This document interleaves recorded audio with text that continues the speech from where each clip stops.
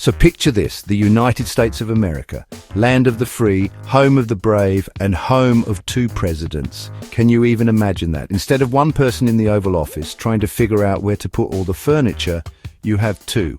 It's like having two captains on a ship, or two people trying to drive the same car. One wants to turn left, the other wants to go right. And suddenly, you're just spinning in circles in the middle of the road.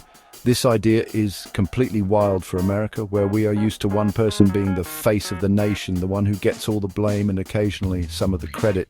Think about it, the whole system is built for one Air Force One, one presidential limo, the beast. Do they get two of everything now? Does one president get the plane on Mondays and Wednesdays and the other gets it on Tuesdays and Thursdays? What about the weekends? Do they have to text each other? Hey, you using the jet this Saturday? I was thinking of a quick trip to Camp David. It sounds less like a government and more like a complicated roommate situation. The daily life of the presidency would become a logistical nightmare, a political sitcom waiting to happen. It's a setup that challenges everything we know about leadership in this country. The American political system loves a clear winner. After every election, there's one person who gives the victory speech and one who gives the "it was a good fight" speech. But with two presidents, who gets the final say? Maybe they come from different political parties. Imagine a Republican and a Democrat sharing the top job. One wants to build a wall, the other wants to build a bridge. In the end, they probably just build a very confusing fence with a door in it. This isn't just a funny thought. It would fundamentally change the very nature of power and how it is exercised at the highest level of the American government. This whole concept is not entirely new in the world, though. Look at ancient Rome. They had two consuls who ruled together. It worked for a while until it really didn't. They were supposed to keep each other in check to prevent one person from becoming too powerful.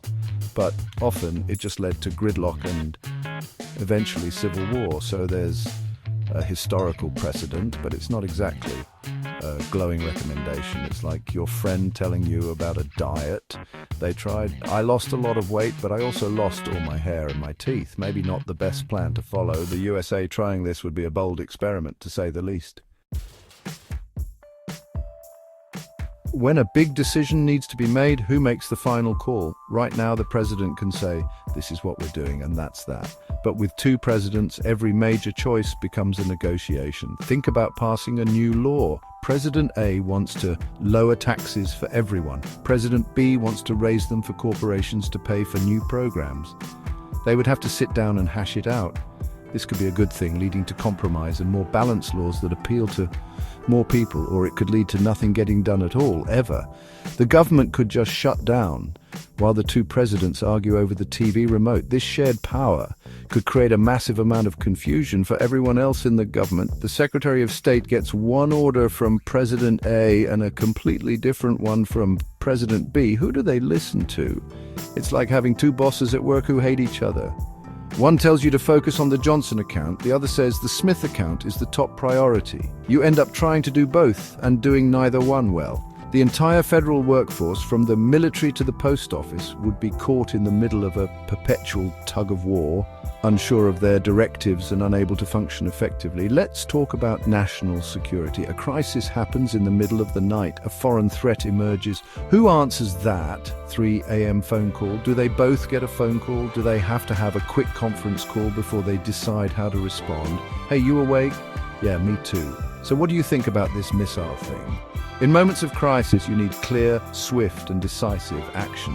Having two commanders-in-chief could be a recipe for disaster.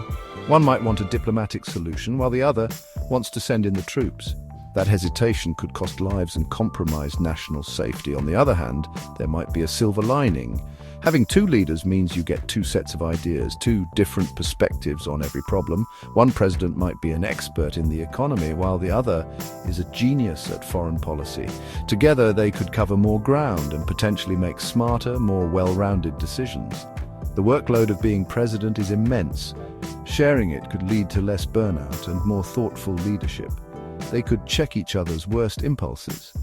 It's a nice thought, but it relies on them being able to get along, which in politics is not always a given. Foreign relations would be a fascinating mess. Imagine the leader of another country trying to negotiate a treaty with the United States. Who do they call? President A might promise one thing, but President B might go behind their back and promise something else. World leaders would be totally confused. They would have to play this weird game of trying to figure out which American president has more influence that week. It would weaken America's position on the world stage because nobody would know if a deal with the US was actually a real deal. Our allies wouldn't know who to trust, and our enemies would see a perfect opportunity to exploit the division. Laws and the justice system would face their own set of challenges. The president appoints federal judges, including Supreme Court justices. If you have two presidents from opposing parties, they would never agree on a candidate. One wants a progressive judge, the other wants a conservative. The courts would be left with empty seats for years. And what about pardons? Could one president pardon someone that the other president's administration just prosecuted? The legal system needs stability and predictability, but a dual presidency would introduce a level of chaos that could shake public faith in justice itself. It would be an endless battle for the soul of the judiciary. Then there's the simple matter of the country's mood. A single president acts as a unifying figurehead, at least in theory. They give speeches after a national tragedy or celebrate a national triumph. They are the focal point for the nation's identity. With two presidents, that symbolic role is split. Who gives the State of the Union address? Do they take turns? Do they do it together like a comedy duo? Thank you, Bob. And on the topic of healthcare, it might make the country feel permanently divided, with two competing figureheads representing two different Americas instead of one United States. This could make political polarization even worse than it already is. Think about the simple act of a presidential campaign. Would candidates run in pairs, like for president and vice president, or would the top two vote-getters in an election both become president? If it's the latter, you would almost always have leaders from opposing parties who just spent months telling the country why the other person was a terrible choice. Now they have to work together. That's like forcing two rival football coaches to manage the same team right after the Super Bowl. The potential for bitterness and gridlock would be baked into the system from day one, setting the stage for 4 years of conflict. So, after all this, what's the verdict? Is having two presidents a brilliant solution to our political problems, or a one-way ticket to chaos? Let's be honest, the potential for benefits is there, but it feels very theoretical. Yes, you could get more compromise. Yes, you could share the massive workload. In a perfect world, two wise and noble leaders would work together seamlessly for the good of the people, balancing each other out and creating a political utopia.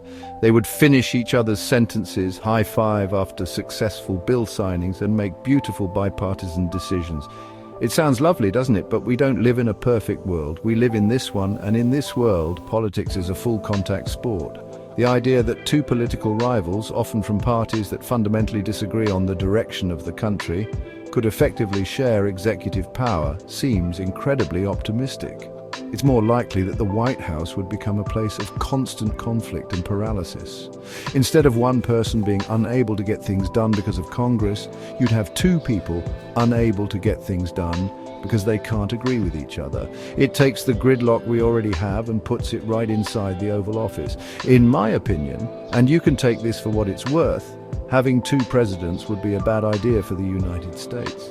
A terrible idea, actually. The system is designed for a single point of executive authority. It needs a decider. For all its flaws, a single presidency provides clarity. The buck, as President Truman said, stops with one person. When you have two presidents, where does the buck stop? It probably just keeps getting passed back and forth until it falls on the floor and rolls under the desk. Accountability is key, and it's hard to hold anyone accountable when they can always blame the other person. Ultimately, leadership requires a clear vision and the ability to act on it. While the idea of shared power is appealing in its fairness, it's not practical for running a country as large and complex as the United States, especially in a world that demands quick decisions. We need a captain for the ship, not two people arguing over the map while we drift towards an iceberg. So let's stick with one president. It's complicated enough as it is. Adding a second one into the mix feels less like an upgrade and more like inviting double the trouble, and we already have plenty of that.